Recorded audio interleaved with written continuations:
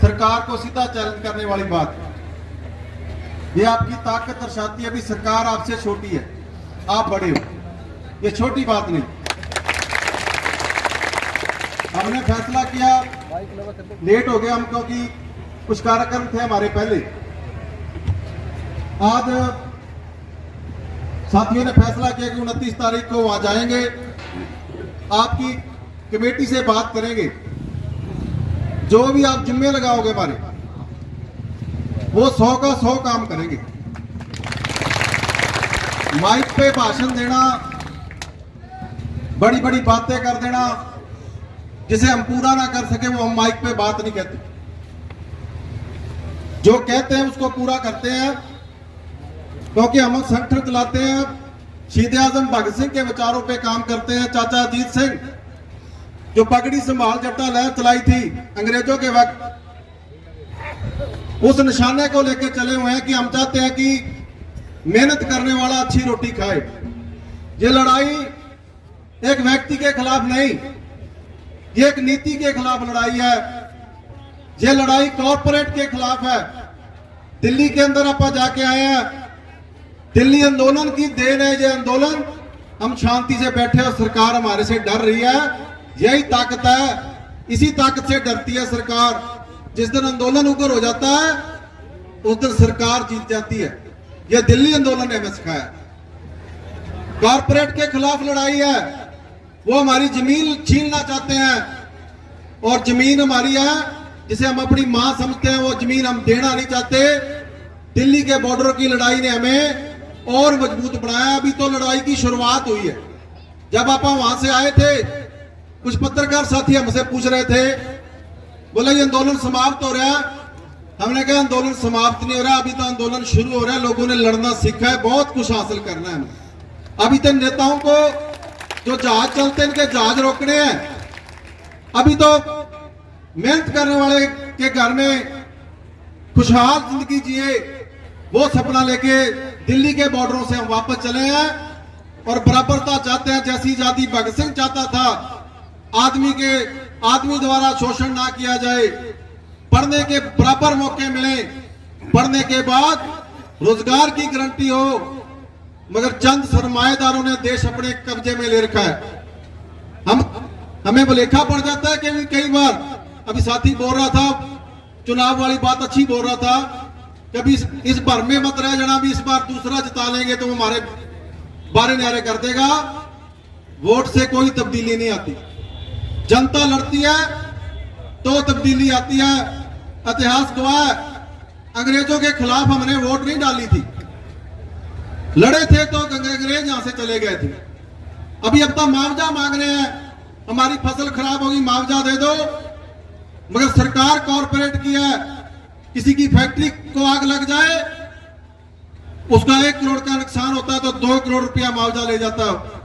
और किसान को देने के लिए फूटी कौड़ी नहीं इनके पास, कहते हैं खजाना खाली है।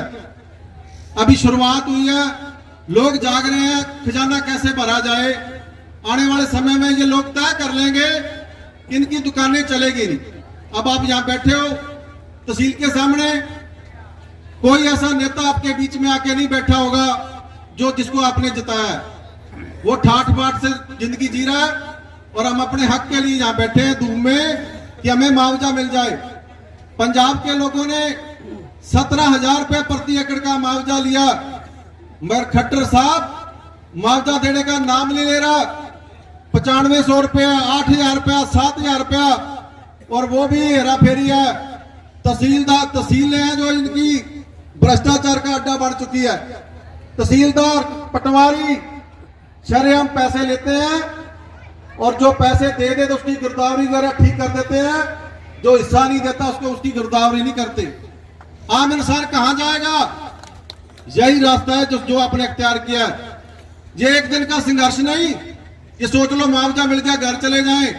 सोचो हमारी जिंदगी कैसे बढ़िया जिए हम, हमारे बच्चों को शिक्षा कैसे मिले, हम अच्छे हॉस्पिटल में इलाज कैसे करवा सके।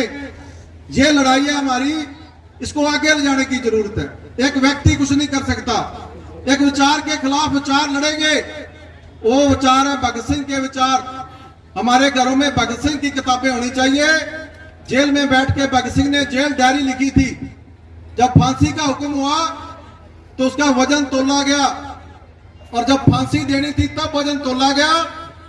भगत सिंह का वजन बढ़ गया था। अंदाजा लगाओ कितना बड़ा क्रांतिकारी होगा। जेल के अंदर जेल डायरी लिखी है। किस्मत में भगवान ने कुछ नहीं लिखा, भगवान ने बराबर बनाए सभी लोग। हवा चल रही है, सभी को बराबर लग रही है। ये राज प्रबंध ने हमें लूटा है, इसके खिलाफ एक जंग है, उसके हमें सिपाही बनना पड़ेगा। जब हमने शुरुआत की संगठन की, हमारा विश्वास है कि लोगों के काम आना चाहिए संगठन। झंडा लगा के फोटो खिंचा के काम नहीं चलेगा।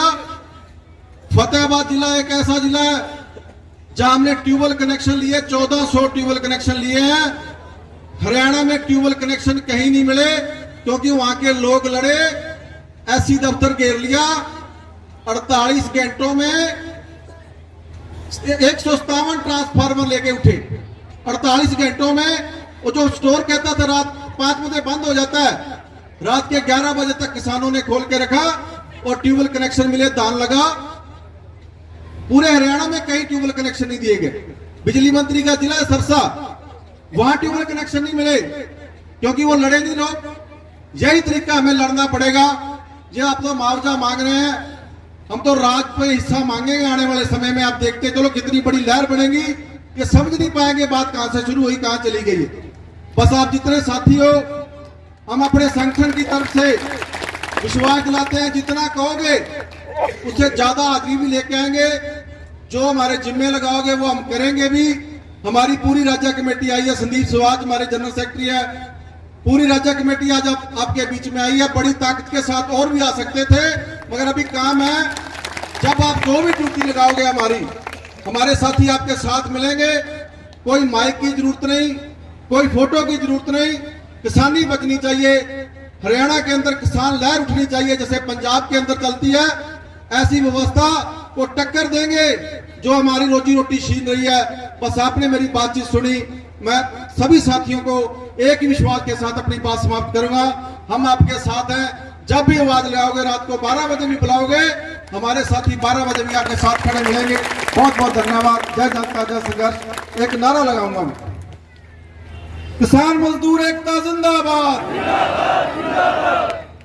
एक खराब फसलों का मुआवजा, मैं बोलूंगा आप कहेंगे लेके रहेंगे। खराब फसलों का मुआवजा लेके रहेंगे।